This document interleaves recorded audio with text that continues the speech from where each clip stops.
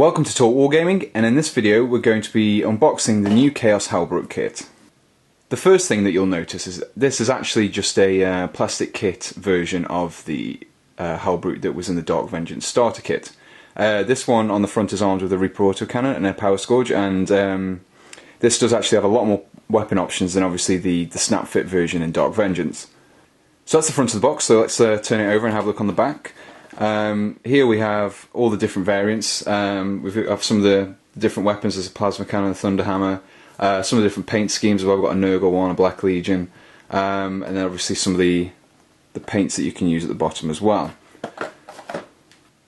So that's the outside of the box. Let's take a look at the sprues inside. What have we got here? Right, okay, we've got the instruction booklet, a 60mm base, a transfer sheet, which seems to be all the options for individual Space Marines as well. So this kind of looks like a new transfer sheet that's you might see in the new rebranded boxes of Chaos. We've got all the major factions on there. What else have we got? We've got the cover, and also we have the 3 sprues there. So to begin with, let's take a quick flick through the instruction manual. Constructing the legs, it's nice to see that all these armor plates are actually separate from the main legs, so you can paint these separately as well. So this is the main construction of the body. Let's get to where the weapon customization comes in. Okay, so there's the different sarcophagus options, different horn variants, and then all these are all the different weapons and shoulder attachments as well. From looking through these, it does seem that a lot of these weapons depend on the same kind of shoulder joint, and you just attach a that's twin link last cannon there, or the multi-melter, and you just attach it to the shoulder component there. So it might be a little bit tricky to magnetize some of these, but it probably won't be too difficult. So yeah, all the weapon instructions for the weapon options, keeps going. Yeah, and there's the basic stat line that's on the back of the instruction manual. So I've zoomed in a little closer so we can get a better look at the sprues, and the first sprue that we've got, which features the head, so if we can get the autofocus on those. There we go. Okay, so we get 6 heads in this altogether. There's a number of different helmetless ones, so we've got a few there, and those ones have got masks on. That's got like a half mask, and that's got a full mask. I suppose you could use some of these to represent some of the Chaos Gods, and that's like very like a corn version of one, and there's like a skull, and I think there's like a rotten one which has got the 3 little circles of Nurgle. We've got the actual main body there. This is parts of the power scourge and one of the power fists, so it's all very nicely detailed. You can see the detailing on the pipes, and then there's like the fleshy parts on the weapons as well. What else have we got? Okay, we've got a shoulder pad as well there.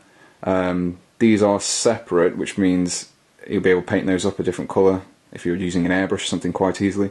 Lots of little pipes and extra bits to feature, so that's on that sprue. Let's take a look at one of the other ones.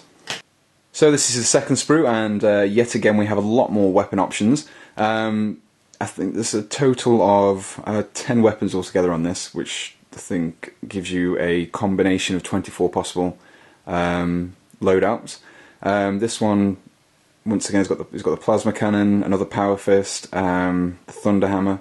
These are all very nicely detailed, and you've got the teeth there as well. They look very warp distressed.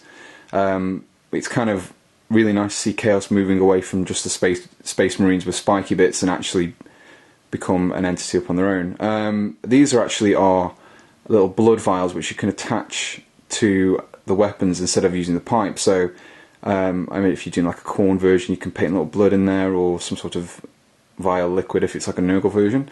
Those are the legs, the muscular legs, and what else have we got? Oh yeah, this is the feet as well. One of the main differences between this kit and the one that you get in Dark Vengeance is this one actually comes with proper metallic feet, whereas the other one came with rather strange toes, with toenails as well. So I'm kind of glad that they decided to go with the metal feet, which is a bit more similar to the standard Dreadnought version. But yeah, that's the Reaper autocannon there, the spine. Yeah, let's take a look at the next sprue. So this is the third and final sprue, and we have a few more weapon options on here. the other half of the power fists. These are actually sit on the side there, and you attach the arms on there. So I imagine these would be quite easy to magnetize as well, which would allow you to kind of switch these around. From looking at the instruction manual, these might be able just to slot in once you've made like the outer part of the carapace. I think there's a couple of shoulder pad variants. I think there's maybe about three shoulder pads altogether. Sorry. The sarcophagus as well. You've got the smaller kind of more mixture of metal and horns, and then you've got the one which is like the flesh and the horns, and then there's another one on there. Yeah, it's like a gilded horn kind of thing going on there. Those are the covers for the power fist. So as you can see, I mean, these are very, very similar to the kind of things that we've seen on the Dark Vengeance version as well. What are these? Oh, these are like combi bolters, which can be attached to the power fist. Can we see the rest of it? No. So yeah, it's very nicely detailed. The kind of flesh effects are very well done, and they kind of contrast very well against like the more standard armor plating. The kind of warped, distressed effects on the armor plates as well. So you can see there, and then a few on these bits. Yeah, it really gives it a nice effect. It kind of looks like this piece has been through a lot. So yeah, that's the sprues.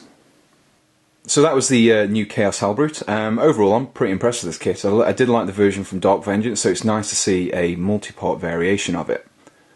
The most impressive thing about this kit is actually the sheer number of weapon options you get. I mean, you get 10 different weapon options compared to, I think the Venerable Dreadnought has about 5. So even though this is more expensive than the Space Marine equivalent, it's about 70% more expensive.